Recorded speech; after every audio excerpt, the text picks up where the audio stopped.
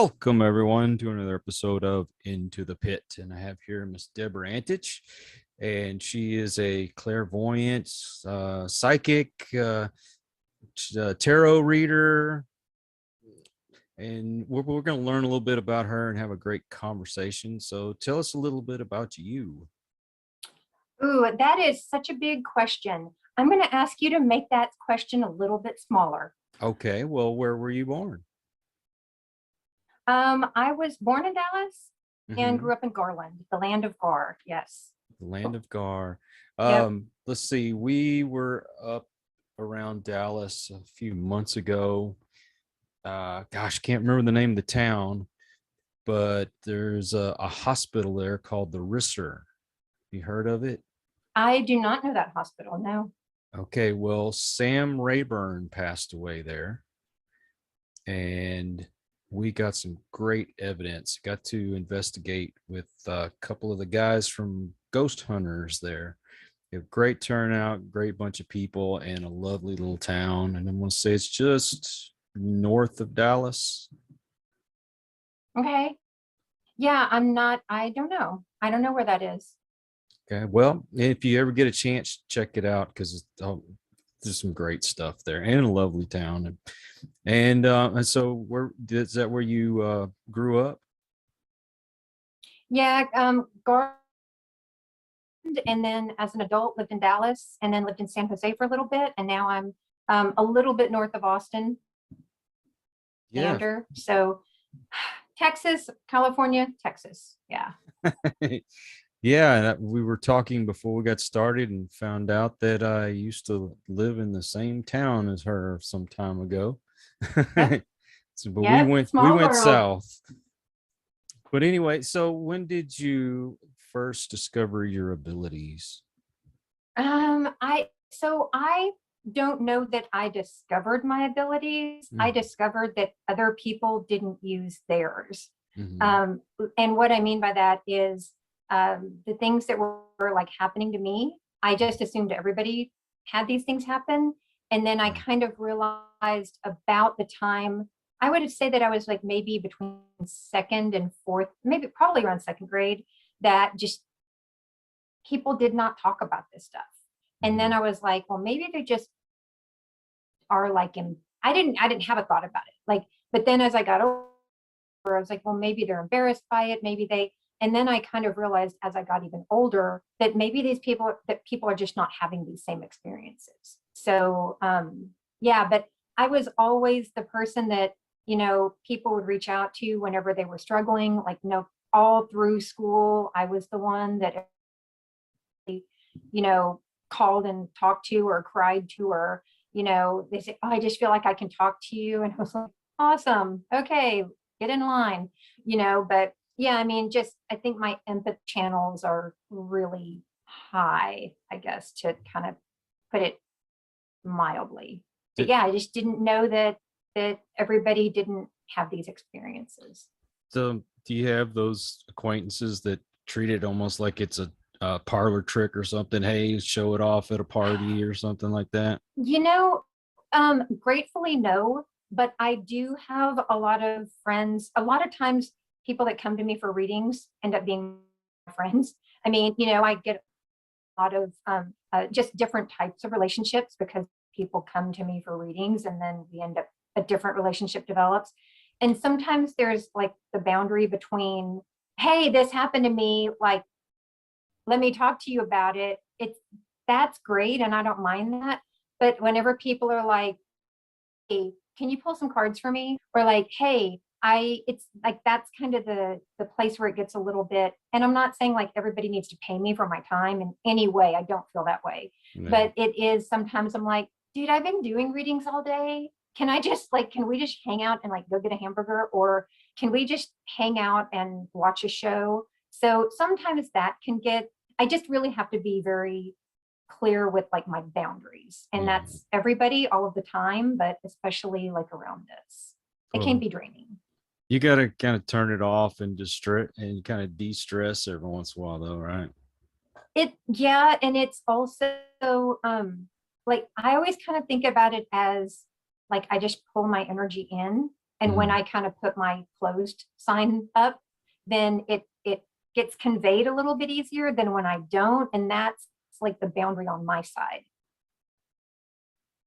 I have to, make those boundaries firm, because it's funny because I'll get messages at all hours of the night, saying, I want a reading. And I'm like, but these are my business hours, like this is when I'm available.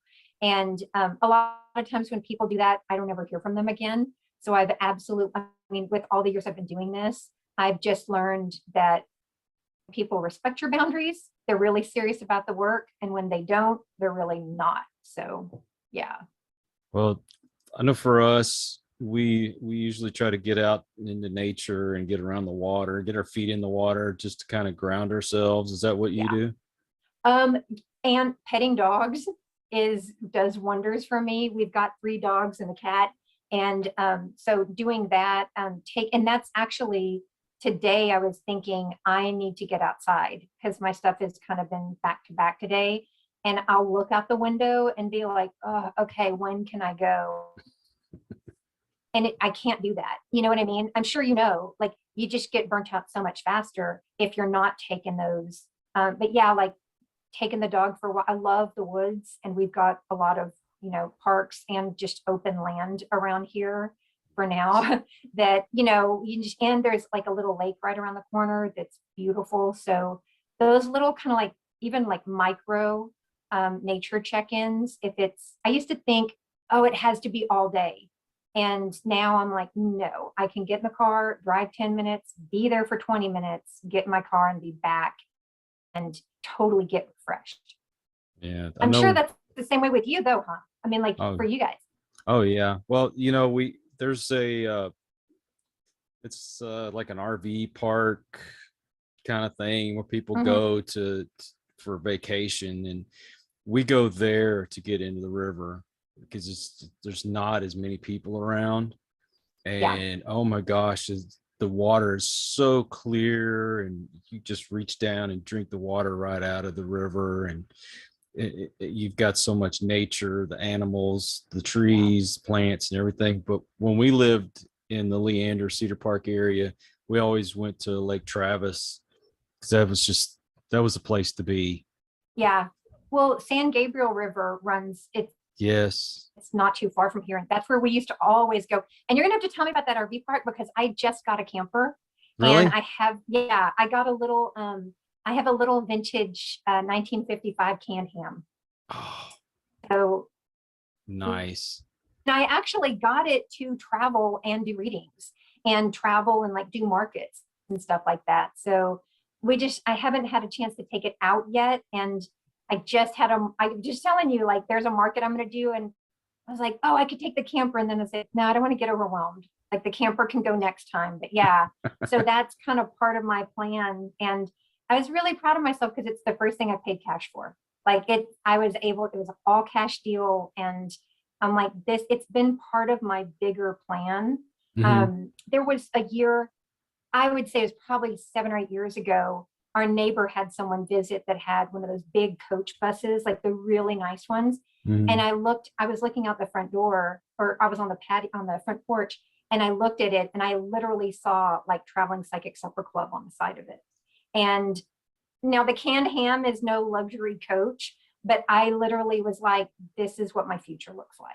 And with COVID, I was planning on starting traveling in 2019, and then everything, what happened. And so now it's like, I am so ready to get out there. So you're gonna have to tell me all about that RV park. Okay. I'll give you that info when we finish. Yeah. I'm assuming you go down to the dinosaur tracks then. Yeah. And well, along with everybody else on the planet now, 10 years ago, you could go down there and there weren't a lot of people, but like we were talking about, now that everybody and their brother is moving to Leander, I think it's one of the top 10 cities in the nation to move to. And I'm like, no, it's not. It's terrible. Don't move here. You'll see it.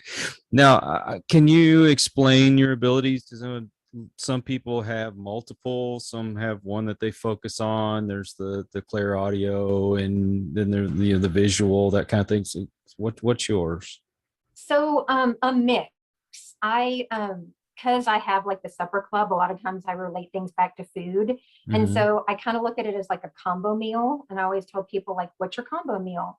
So I always think of it as something cheap, like you can get in a drive-through, a drink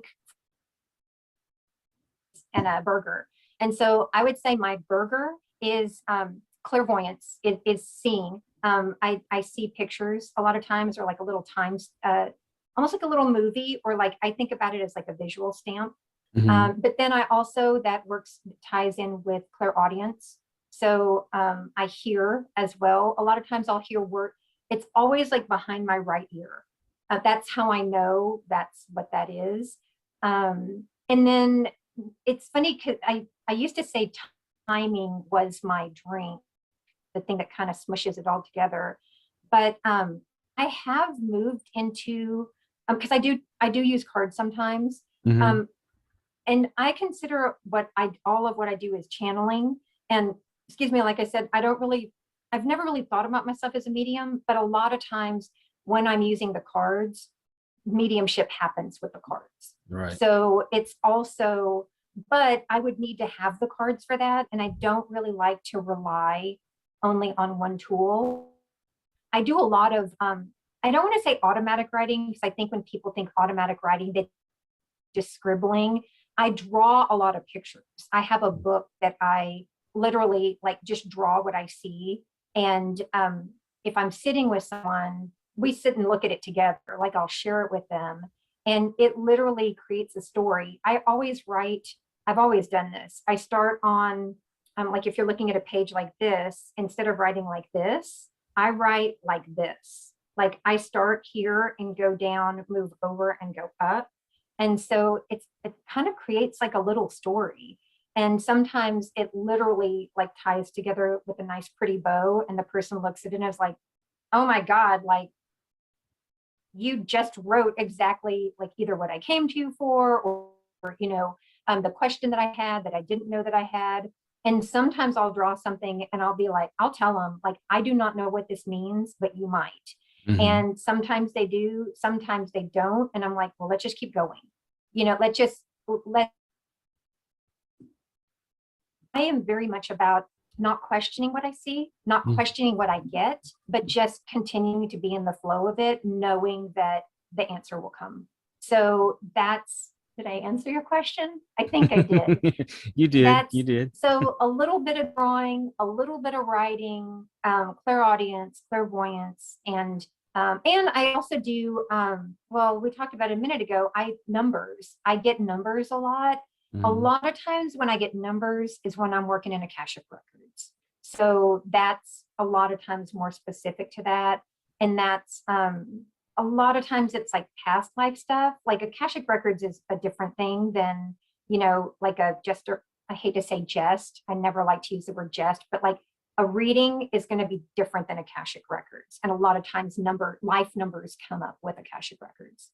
Okay, so exactly what is that? Because people are going to want to know. Okay. So the way that I look at Akashic Records is Hmm. it's the library in time where every single experience you've ever had exists. And the way that I see it is like library shelves, but it's round like a tunnel. And so when I'm working in the records with somebody, literally, a lot of times people come and be like, I have this thing, I've always done it, I don't want to do it anymore. And so, or they just kind of know a basic reading on their records. And so I literally just kind of walk up to, you might remember this, the old, whenever before libraries were automated or digital, the little file cabinets that you'd pull out and look through to The get the Dewey card to Decimal show you what, System. is that what that's called? I have no idea, but Hmm. that's what the Akashic Records is like. And working in the records, I literally just walk up to the file and pull it out. And the piece, like the card that I pull out, is what we're supposed to talk about right then. And so sometimes it shows itself as a picture. A lot of times I started to use something that I'd done a reading for someone. And the thing that showed up first was an ice cream cone. And the whole thing tumbled from this ice cream cone. And it was that they had had privileges that a sibling had not had. Mhm. And it came through as an ice cream. So sometimes I'll use an ice cream just as my starting point to kind of ask the question, how is this related to the person in front of me?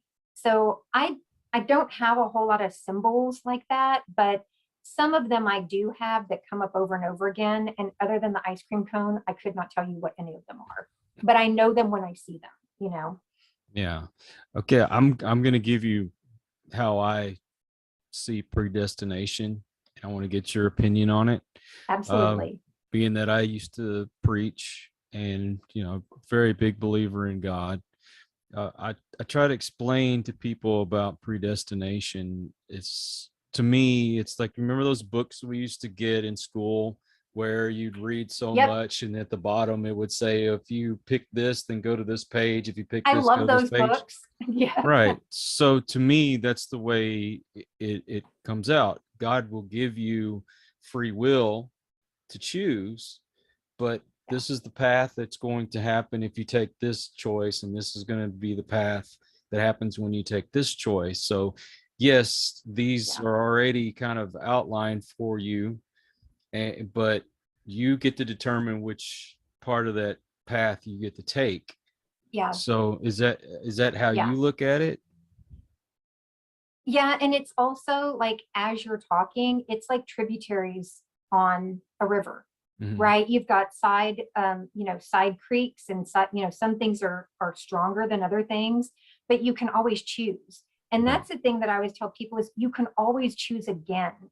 Like, and also while you were talking, like we get the choice to see what's available. It's like, it's almost like a menu where in the pre-life, afterlife, that place where you get to look and be like, okay, this feels like it's the most appropriate one now, like for my growth and my soul's growth.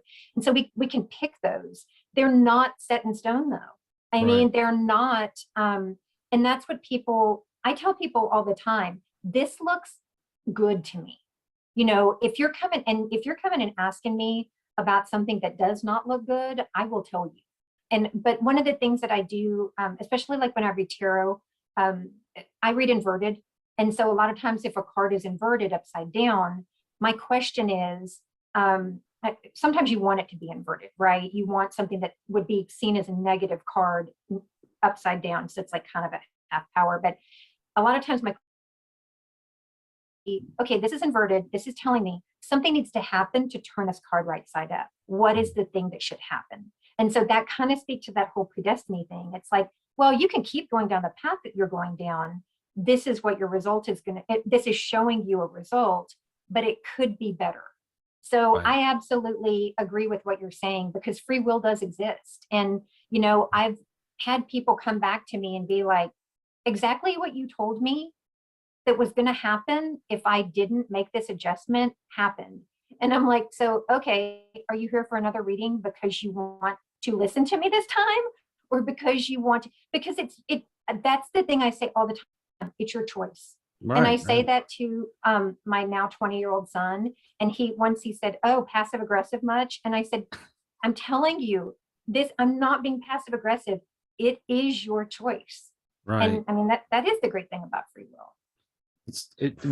Do you deal a lot with people that you tell them this is what you should do, but they're just so hell bent on proving you wrong, and they're going to do things their way? Not so. I'll answer that question. Not in my psychic and intuitive my readings, but Mhm. I also work. I also work with people in recovery in all stages, Yeah. and so sometimes they're like, and I've said before, it's just not hard enough yet. And I'm not saying anything as me like Deb. I'm what I see is you need to take some more steps down this path to really understand this is not the beneficial path for you. And when you're ready to do that, I'm here, Yeah. or seek support wherever you're going to seek support. But it really is, yeah. I mean, sure, there's people that want to knock their head against a wall. And I'm not just saying in the recovery community, I mean, everywhere. You know, people that, this is a really good example because I just started a series called 2 Cards and a Crystal, and it's 2 tarot cards and a crystal that goes with it. And so that was all about work, and it was about transitions and work. And it's like, people can see that and be like, oh, that is what I'm supposed to do, but I'm going to stay at this crappy job for another 6 months just to make sure that I don't want to do it.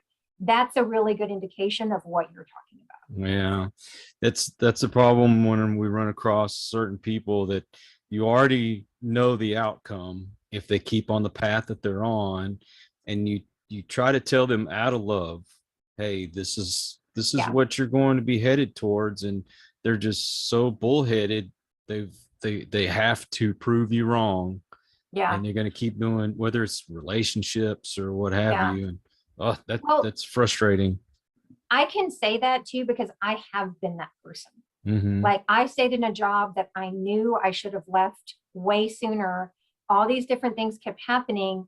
And literally, I think it was the day before New Year's Eve, I was driving down the road and a deer ran into my car. And my husband was with me. He didn't see the deer. It hit my car and bounced off.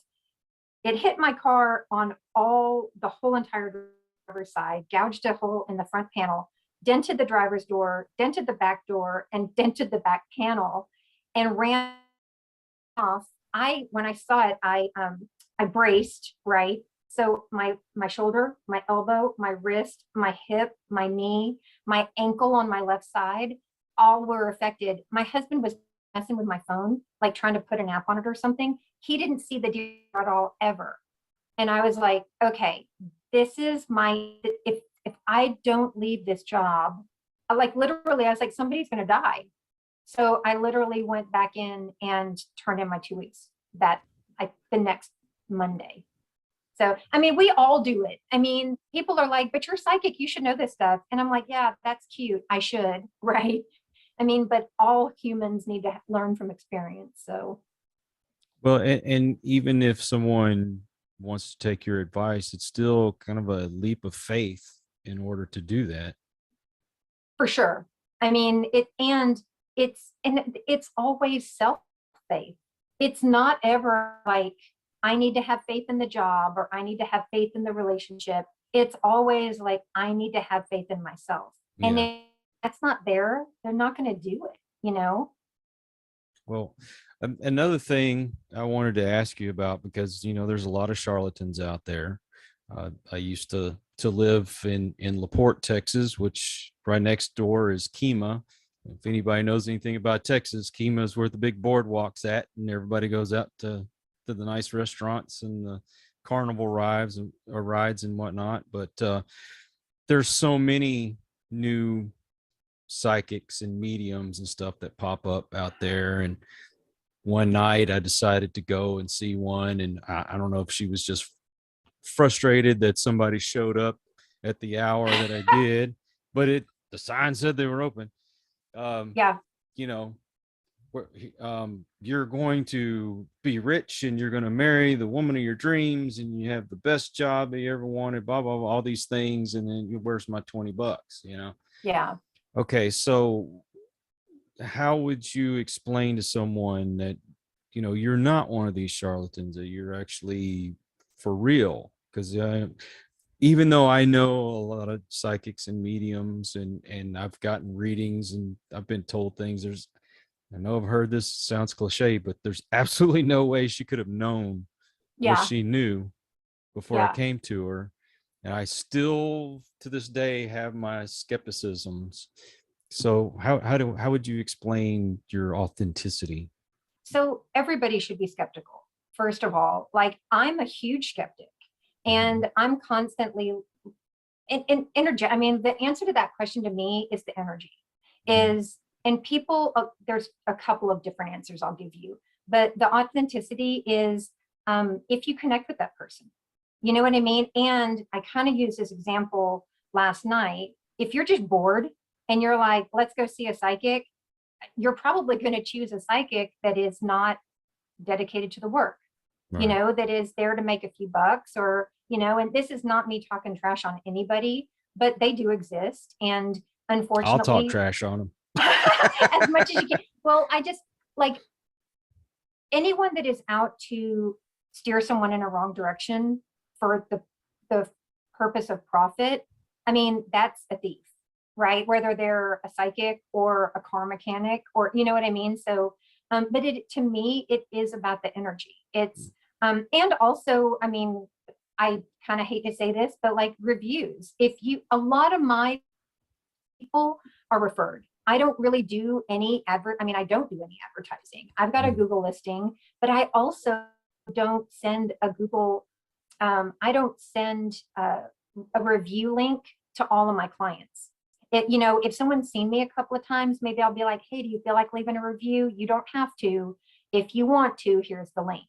Or like, I'll see that someone went on and left me a review and I'm like, oh, that was nice of them. But I'm not like, that's one of the things, like sometimes I think when you see a ton of reviews for somebody, it's like, is that them just asking their friends? Or I've known people that say, well, I'll do a trade. I'll trade you a free reading for a review. To me, that's not a reputable review. And to me, it also is, the proof is in the pudding. I mean, for someone that's been, and it's not that new psychics can't be amazing psychics, but this is my 11th year doing this professionally. And so I'm not, I am who I am. It's very, I have people tell me, I saw your picture and I knew you were the right person. To me, that's an energy match. And I also make it super clear on my website. Basically, don't reach out to me unless you're ready to do some work, because I'm not just going to say, oh, like all your dreams are going to come true and your prayers are going to be answered, because that's not really how this works. And people to be willing to do the work. And I might see somebody one time.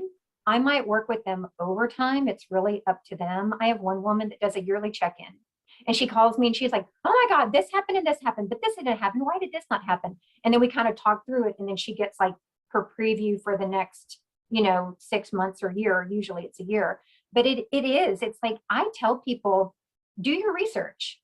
Do you know, if you, and don't just kind of do it like this, you know, sometimes that works, but it is, you get what you, it's kind of like you get what you put in. And if you really are ready to do the work, you'll find the right person. But if you're not, you'll just be walking down a boardwalk and slap down $20 and really not take anything away from it. You know what I mean? It's like, that was entertaining. And that's another thing too, is like, you know, people say, oh, well, you know, I'm having something, will you come out?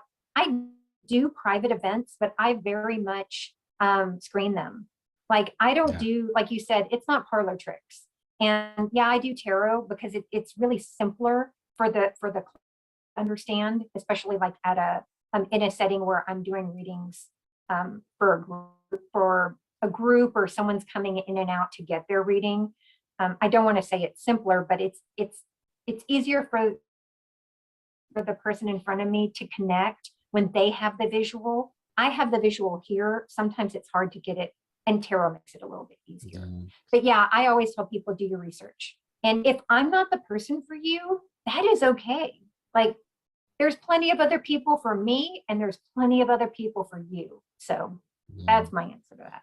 Well, an observation that I have is, it seems like people think that you're some kind of a genie, and you know, they rub the lamp and you're going to make their dreams come true, when there is work that's involved in a lot of this. Yeah. Yeah. Sometimes people are like, I don't want to do that. And I mean, really what I say to them is, okay. I mean, I'm not here to tell you to I'm here to give you information, and you can do it with it whatever you want. And maybe they'll be like, well, I like it when people are like, well, I don't really understand. Like, and then I use the whole, well, show me more, right? It's like, okay, if you don't understand something, let's look at it together. Let's dig into it. And I like for my readings to be more of like conversational. I tell people all the time at the beginning, I'm like, look, you can sit and stare at me the whole entire time, and I can tell you what's coming through. I will tell you that usually it's more beneficial when it's a back and forth, because if you do that, there might be something really big that you don't even understand. But if we talk through it, And I've had people leave and text me or call 2 days later and be like, oh my God, Deb, I totally know what you were talking about. I didn't understand at the time, or like 2 weeks from now, they're like, the thing that you said was going to happen, it totally happened. And I didn't even believe it. Right. I mean, be skeptic during a reading too. And actually somebody that was with this thing that I did last night, I said, it feels like this is what happens. And she goes, no, that's not right. And I said, I love you. Like, I love you right now. I said, and by the way, it's a little bit right, but what you're also saying happens too. Like, there's more than one thing happening at a time. But I love it when people are like, yeah, that just doesn't resonate with me at all. So then I'm like, okay, well then why? Like, my big question is why, and show me more and tell me more. And those are questions I'm asking here. Like, I always say, I channel information. I don't channel people. I channel information. So I'm connecting the information. So I'm asking why. Help me understand this. Help me see more. And then I can help the person in front of me to get a better handle of what I'm even saying. Would you say that the law of attraction kind of plays into some of your predictions?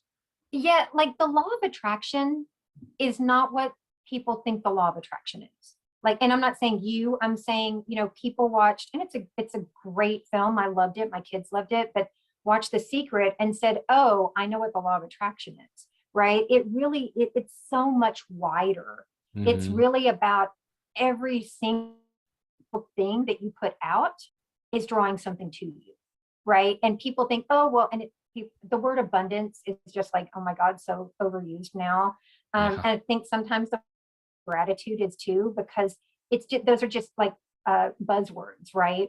But abundance can mean not getting the answer to your greatest desire, right? It could be something so much smaller, but so much richer. And if you're looking for the yacht or the mansion or the lake house or whatever, and you're not recognizing like all these little blessings are coming, that's not really utilizing the law of attraction. You know what I mean? But Yeah. I mean, kind of like I was telling you about my camper, right? I saw, when I first saw, it was a big coach, right? But I was like, that's not me. I'm really more of a canned ham, right? So, and when I was first looking at campers, I was looking at new, I was looking at, but then something said to me, you need to get a camper right now. I literally went on Facebook Marketplace. I put in small campers right around, I mean, like not 5 miles from me was a young couple selling this camper. I went and looked at it, didn't have a bath. I wanted a bathroom, didn't have a bathroom. And I was just like, this is my camper though. And I got it. And literally we did work on our house that was supposed to take a week. It took more like a month and a half. We staying in that camper. So like, whenever I first got it, I was like, oh, this is part of a bigger plan. It is, but it was also much part of a much shorter plan that I didn't even know. But when I heard you need to get a camper now, I listened to it and I got it. So yeah, it's like, it's also just listening, that maybe that's law of attraction too, because I was like, yeah, I want a camper at some point. And then something said that point is now, get a camper. And it was not what I had been looking for at all. But I got, like Cesar Millan says, you don't always get the dog you want, you get the dog you need. And I think that's how it is with my camper. Like I wasn't wanting this and I got it. And I didn't even have a hitch on my car, on my SUV. They came and delivered it to my front door. So, Oh, wow. I mean, like, how awesome is that? That's on my bucket list. I want a camper really bad. I want an RV that I can sell everything and just live out of. Yeah. Hit the road. Yeah. And well, I'll tell you, because you said that, people are becoming much more mobile, which we all know. But I started seeing this back in 2011. I started seeing people literally, what I was seeing was people carrying their home on their back. And that's literally what people are now. And there's going to be a lot more of it. People are just going to have to be more mobile. And I don't know that I would take across the country or live in it, but I do know that for the purpose that it's going to serve right now, it's the perfect thing. But yeah, I mean, that's a dream, right? To be able to, but for a lot of people, it's accessible right now. They're just doing it. Do it. You That's got to right. do it. Well, I've thought about like a tiny home, an RV, but then I got a buddy of mine that builds homes out of the big storage Yep. cargo things, and I'm like, man, I want one of those where I can attach another one to make a studio. Yep. And Yeah. please tell me you see a Kiss pinball machine in my future. Hold on. Let me look at the cards. Well, this goes back to your law of attraction, right? I mean, if you want it bad enough, you'll get it, and it'll show up at just the right time. I've been saying it for years. So do you want to see who seconds that? Is it my little brother? Yeah. we're both metalheads. Well, he fully endorses your desire for and receiving of a Kiss pinball machine, and he might actually be the one that makes some of this deal happen. So sweet. Every time my kids say, "What do you want for Christmas, Dad?" Kiss pinball machine. Dad, come on. What really? I'm like, no, really, that's all I want. Yeah. Everybody pull your money together. What are the chances that this is the one that came up? Because I just pulled the deck open. It wasn't sitting on top. This is the, when I'm doing, when I'm just asking for an answer, I literally shuffle the cards up, and I did that. And then I just pull it apart. And that's what was, that was the card. You know, just like earlier before the show. I say nothing is a coincidence. I know. I've seen too many things. We'll talk about, it's like, okay, let's say you talk about someone you hadn't talked to or talked to in a long time, and then all of a sudden you get a phone call or you run into them or something. Happens to me all the time. Yeah. It's not a coincidence. And that's abundance. Like that is, and people think is money, tangible. That right there, and being grateful for that experience, and the small experiences lead to bigger experiences, right? I mean, that's the thing too, is that's the law of attraction. Mm-hmm. It's not even that you were thinking about that person, but you were open and they were open. And so at some point, like your energies connected and saw each other and was like, oh, we should see each other. And then boom, boom, there you are. You call out into the universe and the universe will answer. Yeah. So tell me about your psychic, was it supper club? Is that what it's called? Yeah. Traveling psychic supper clubs. Mm-hmm. So that started, it was a thing for a long time. It started in 2011. And then I did it. It was, I keep saying past tense because I stopped doing it even before COVID, but we would in Austin and actually in Dallas, and I do some in Houston too. I mean, I just kind of go all over. Not as much, I mean, obviously not during COVID, but I would go, and I do private events with, like, private dinners with this too. But so that was, I literally, you'll appreciate this. I put a 2-line, not even ad, just like event in the Chronicle that said like supper with a psychic, $10. And I showed up, people showed up, they kept showing up, and it would be just people that didn't know each other. Sometimes people would bring friends, and we would have a dinner in a local restaurant in Austin, in all different places, but it was always, I always want to support local and small business. And so we would just have a dinner about intuition, a conversation about intuition. I've done a lot of them at the Driscoll.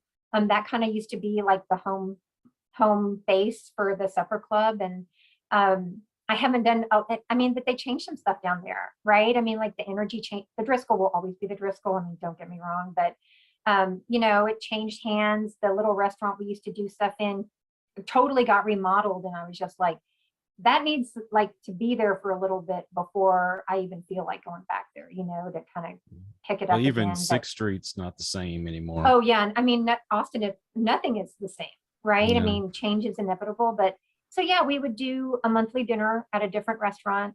And then it became a radio show. I did a radio show on Paramania for about a year and a half. And things just, the cycle ends, right? I mean, I loved Paramania and I love my producer over there and all the co-hosts that I just love them. But I got to the point where it's like, it was hard for me to be in front of my computer on Thursday afternoon at 5 o'clock. You know what I mean? It I was a know live exactly what you show. mean. That I know I you dealt know what with I mean. that And with so, Paranormal Warehouse. yep. So so that cycle kind of ended. And then the supper club, I just kind of felt like it ran. But every time I go into a cool restaurant, I still think this is a good place for a dinner. And so, and I have people message me all the time, like, when are you going to start dinners again? When are you going to start dinners again? And this year it will happen. I'm just not going to put a date on it because I don't want to be made a liar by, I don't know, outside circumstances. But Yeah. You I ever do go to markets, like Craigos? I've got a market. I do not know about Craigos. Tell me about that. You don't know about Craigos? I don't. You're in Austin and you don't know about Craigos? Oh I know. my So God. hold on a second. Hold on, listener. Please understand. I was an adult with children when I moved to Austin. My like days of going, so, and Craigos might just be an amazing restaurant that I don't know about, but It's the best pizza things place come, in Austin. well, things come up and go away so fast. It's like, I just don't know about this. So maybe that needs to be my first dinner, Craigos. And I've done some pizza places. In fact, the new location of the one is, there's one on South Congress. They have a new location now too. What is it called? The pizza place. How can I not? Home Slice. I was Okay. thinking of Okay. doing one at Home Slice. So you recommend Craigos before Home Slice? Tell Oh me. yeah. Craigos. That ever since I started coming up here, that was like our go-to was Craigos. It's All really, right. really good. Abby's Crab Shack here in Kyle. That is like the best seafood. Okay. And I'm taking Garcia's notes. Garcia's is the best Mexican food. And you can find Garcia's in a lot of different places. All right. You're giving me some good recommendation. And people, I tell people all the time, tell me a place to do a rest. Here's the one thing that I need though that might narrow some of that stuff down. I kind of have to do them during the week because otherwise it's too loud because I'm super sensitive to sound. And like cross conversations are really hard for me. So it has to be quiet for people to be able to have a conversation. Is Yeah. there a night at Craigos that I could do that, or is it like packed all the time? Craigos is fairly quiet. I mean, Okay. they have a few TVs with sports going every once in a while, but for the most part, when we go, it's not very loud. So you definitely don't want to go to Leander Beer Garden then. No, That place is yeah, loud. I don't go to Leander Beer Garden. Some of the places that we've gone, we did go to Bonde de Miguel. Is that place was loud. I've been to Epicary. That place was nice and quiet, small. If you go during the week, like I just have to know the opposite of prime time, Yeah. because TVs can't be blaring, music can't be blaring. It really kind of diminishes where we can go, but I don't mind. I mean, it kind of goes back to like that, whatever the perfect place is, it was meant to be, that's the Whataburger. coincidence. Oh my God. Not any of the, better than, I love Whataburger. That's my unless home you're in away the from home. Whataburger parking lot.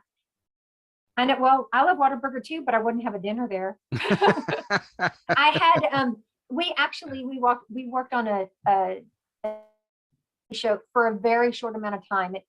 If you're in any world where people are interested in what you're doing for a hot minute, a producer will reach out to you and say, I want to do a TV show about you or what you're doing. And that's what happened. I actually did become good friends with the producer and the director, but the director said, okay, well, we're going to shoot your first show at a barbecue place. And I said, that's the absolute worst place to shoot a show about intuition. And they said, why? And I said, why don't we go to Salt Lick? Let's have a meal together. And then you tell me. And he literally, that's what we ended up doing. He was like, yeah, like you have to be open. And once you've eaten that barbecue dinner, forget about it. We ended doing the shoot for the sizzle reel at Moonshine. Moonshine is highly haunted. And we were in the Sunday house, the little building behind it. But I also found out, and I actually want to go back to Moonshine, they have a private room. I want to say it's underground and it's a wine cellar. And so like we did a dinner at Clay Pit, which also had a private room that had surrounded by wine. We did a really cool tour through there. You know, Clay Pit, there's tunnels all through Austin, and some of them go from Clay Pit. Clay Pit used to be a brothel, straight to the Capitol. Oh, no kidding. Well, that figures. Yeah, I mean, I don't even have to say anything else, do I? But yeah, there was some really cool stuff at Clay Pit. We picked up some really cool stuff. So like you do the paranormal thing, I have done, I've been the clairvoyant on some investigations, a handful of different ones. And one of the ones that I did was with Austin Ghost Tours. And I went, it's a cleaners down, I can't even remember where it is, but we went in and I was using my cards. I think that's really where I started to realize that I channel with the cards, because everything that was coming through the cards was from the owner's father who had passed. It was to the owner regarding his son. And as I was seeing all this happen, his wife was there and she just was looking at me, and I looked at her like, are you understanding what's happening here? And she just kind of nodded like, I totally am getting it. Because I don't think the dad was getting it, but she was. So I was like, okay, I'm hoping this is going to be conveyed. But we had video shooting, and we had all the gadgets, all the gadgets. I don't know all the gadgets, the like the EMF detector and stuff. Right. And it was picking up all kinds of stuff when I was reading. And but I never go back and look at any of that footage. I've been to so many places, and we went to a couple of people from my group went up to Cape Cod, and there's a place called the Seth Pope House, which one of the women's sister owned. And we had so many incredible things happen there. Like we were standing there and a closet door, a really heavy closet door, just opened right in front of us. And the owner, who really didn't, like, she's like, no, there's nothing haunted. All this stuff happens here, but it's not haunted. It's a little inn. But that door opened, and she was like, you have to pull that door to get it to open. And we were all just like, but I never go back and look at any of that footage. I never listen to it. I think it's my ADHD. I'm just constantly moving forward. And editing takes a long time, dude. I mean, yeah. Oh my God. People don't understand when you get a bunch of footage, you have to really pay attention to everything, and to sit there for, especially if you have like 8 hours worth of filming alone. No way. Good it's Lord. A lot. And multiple cameras and multiple devices. Yeah. I use about 8 cameras at a time. Yeah. It's a lot. It's extra. It's too much for me. It's too much for my little psychic mind. I'm like, I'll just stay right here, do the thing I do.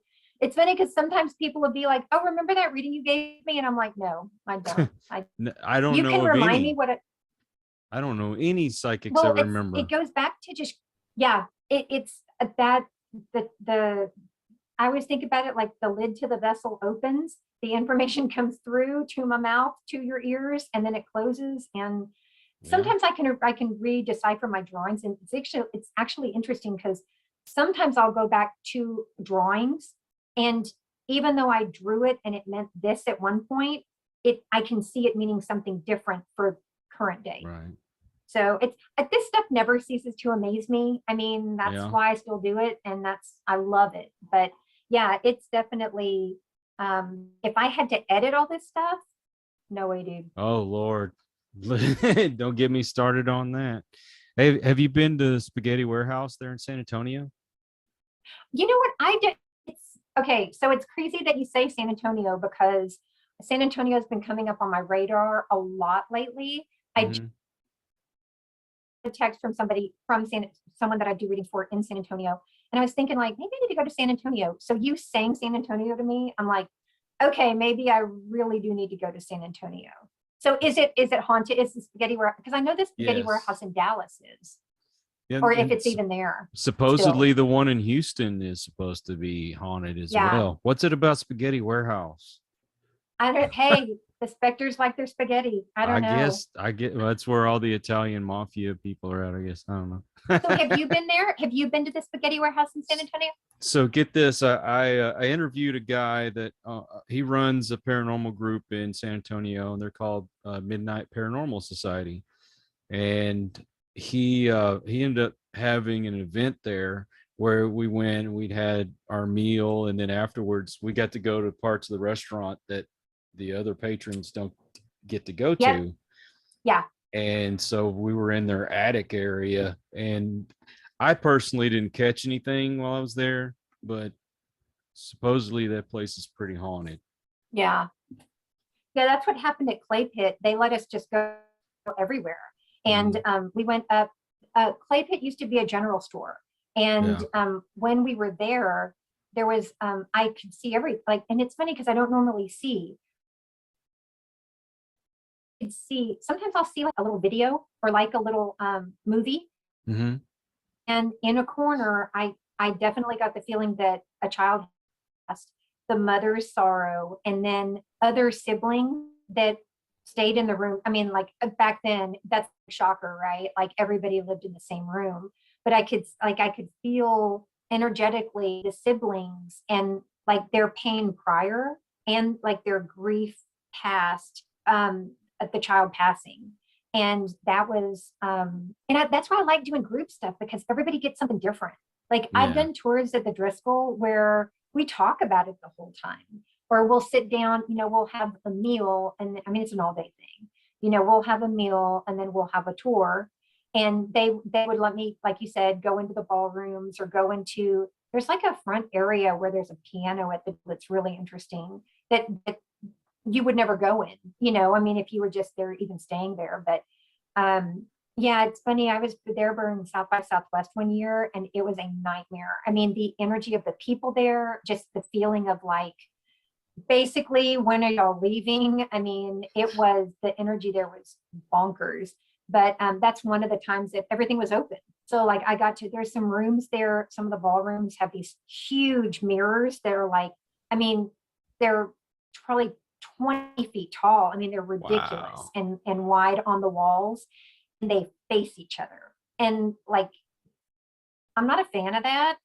I'm like, mirrors that face each other, because energy can, I mean, like that's a portal, right? And so, but yeah, Totally.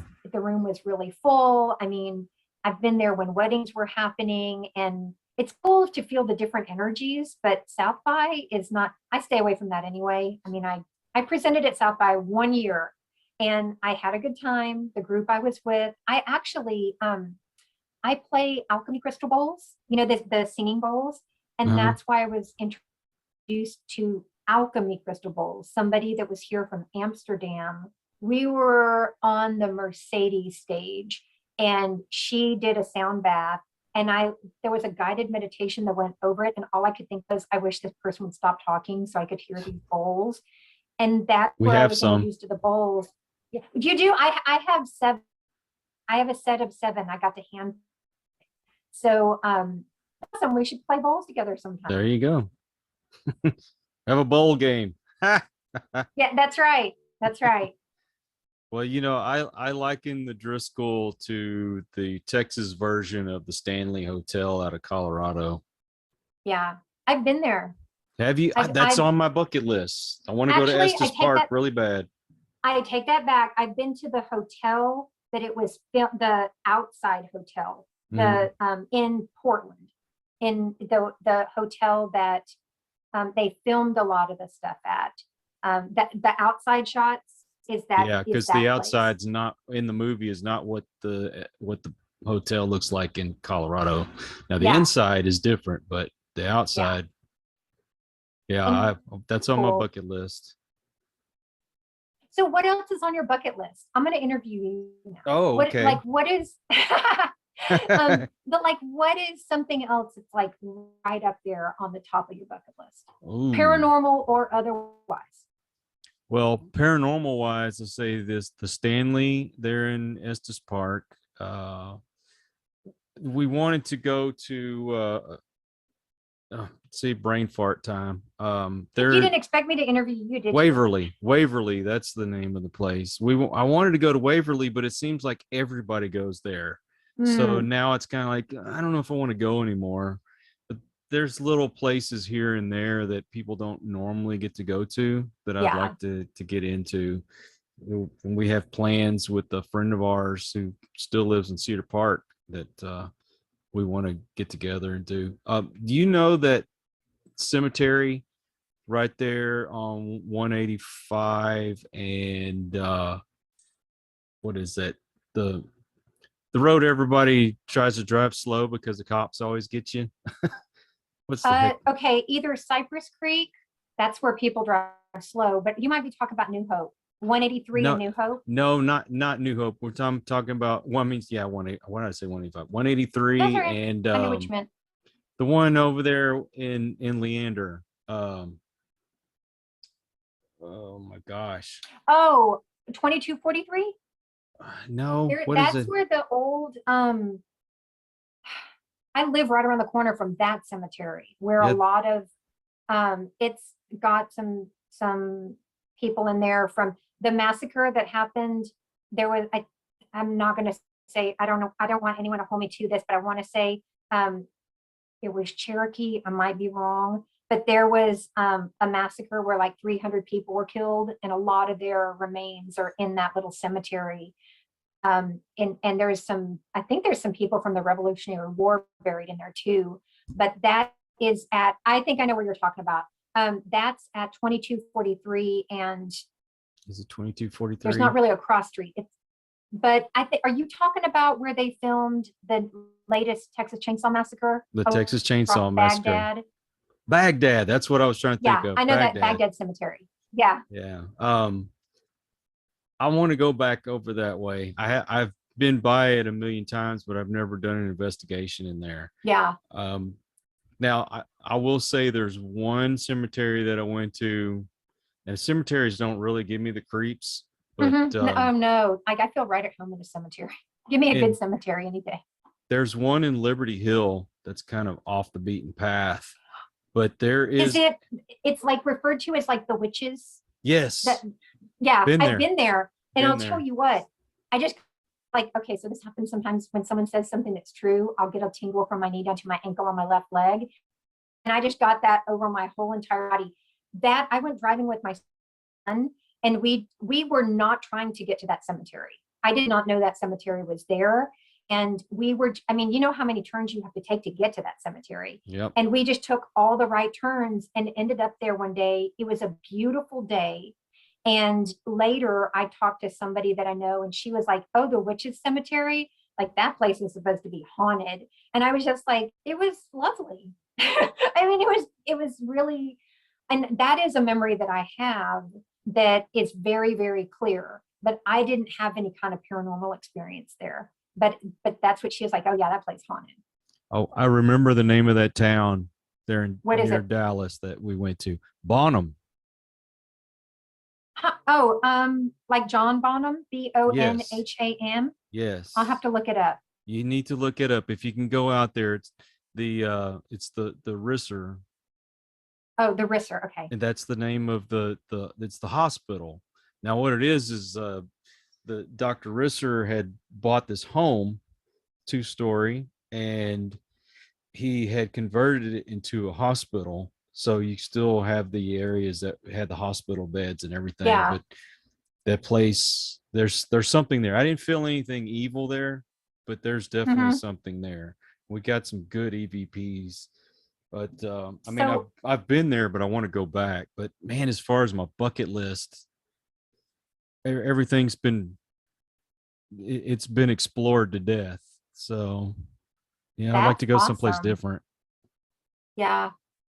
Yeah. Are you looking to stay in Texas, or are you looking to go somewhere else I completely? wouldn't I wouldn't mind going to a few places outside of Texas. I think there's one up around it's either in Illinois or in Michigan that I talked to a gentleman about going to, and they did some filming there, and some crazy stuff happened when they were filming. But want to go to the Old Park Hotel. It's here in Where? Texas. Bassinger. Anyway, I'll have to look it up. if I'm not mistaken, Mustafa Gadalori and I don't know if Brandon Alvis or it's Daryl is. They're going to be out there. They're from Ghost Hunters. I don't know. I just want to find that one place that hardly anybody's ever been to. That's really Yeah. really haunted. That's another one of my things on my bucket list. But most of the stuff that I've wanted to do, I've actually gotten to do. Yeah.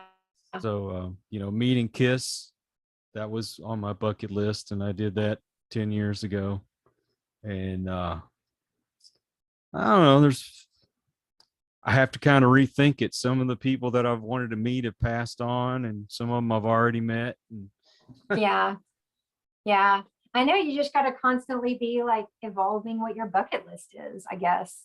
if I get my Kiss pinball machine, then I'm good.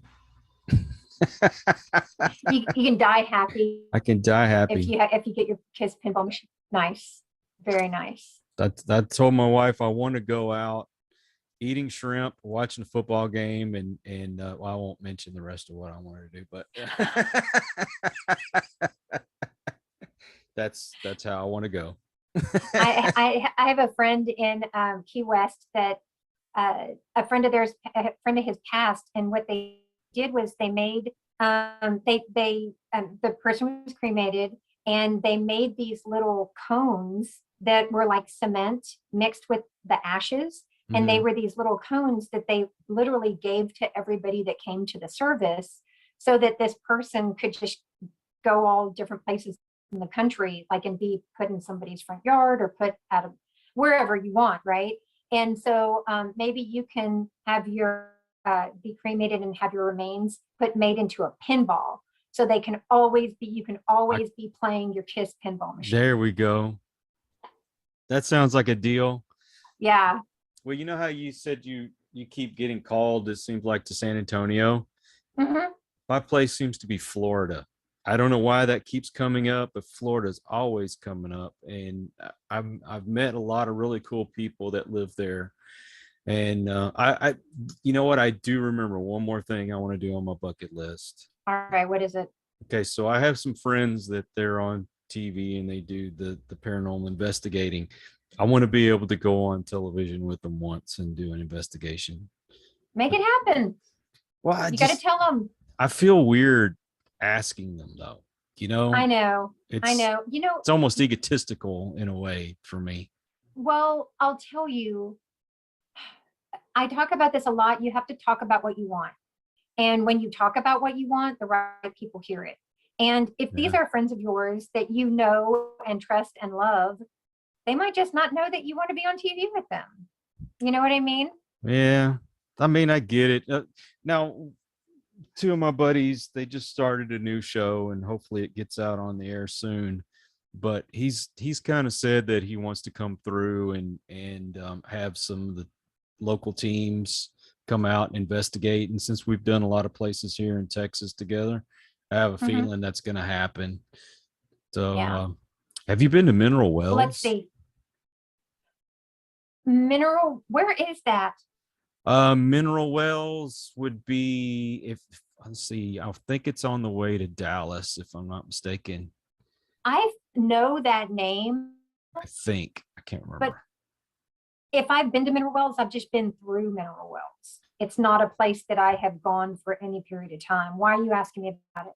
Because there's a couple of places that are really haunted there. One is the Army base, and the other one is the old Nazareth Hospital.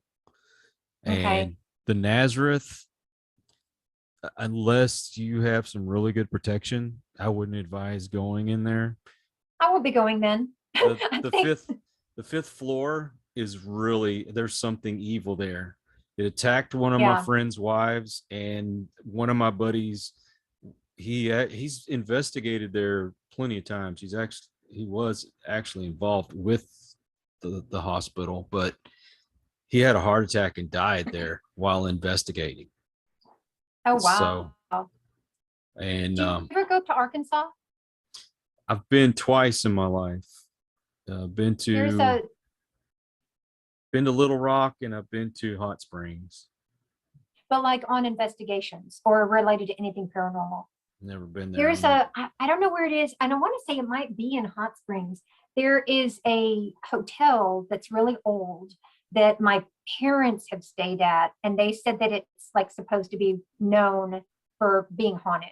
And so there's certain places where I'm like, I just don't have any desire because it's haunted. But then there's other places where it's like, I feel like there might be something that would interest me there.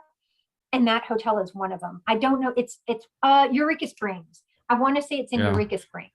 But yeah, that's a place. And I don't know if I'd say it's bucket list, but it is some place I'd like to go. And my father is elderly, both my parents are, but I would love to go. I've told them forever, I would love to go there with them and like experience that with them. So if, I guess since we're talking about bucket lists, if that is on my bucket list, it's something that I probably need to make happen sooner than later. So, yeah. Well, if you ever want to go investigating with us, you're more than welcome to come along. Well, I was going to tell you, if you ever need a channel or a clairvoyant, then holler at me. Because I mean, especially if your buddies in Cedar Park, we ought to just all get together and have a meal sometime. Oh, yeah, he's doing events there all the time, so maybe I'll send the invitation to you. Maybe we can all meet up there. Yeah, absolutely. I am always interested in like meeting new people, finding out what people are doing, just finding out what people's passions are and like what drives them towards those passions. So yeah, and especially, I tell you what, I barely ever go down like where, like you were saying, like south. Well, Kyle, I go to Kyle sometimes, and then I go down to Bastrop too. But I tell you what, if I don't have to, I don't go through downtown. I'm with you there. I don't Yeah, like going downtown.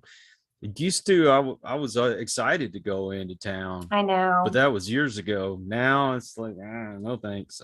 Yeah, I'll I know. avoid it if I can. Yeah, Austin's getting Dallasified.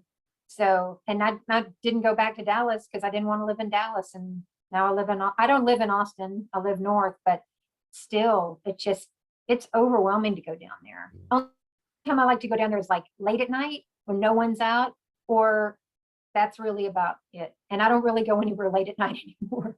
I'm at Hey, home, you know?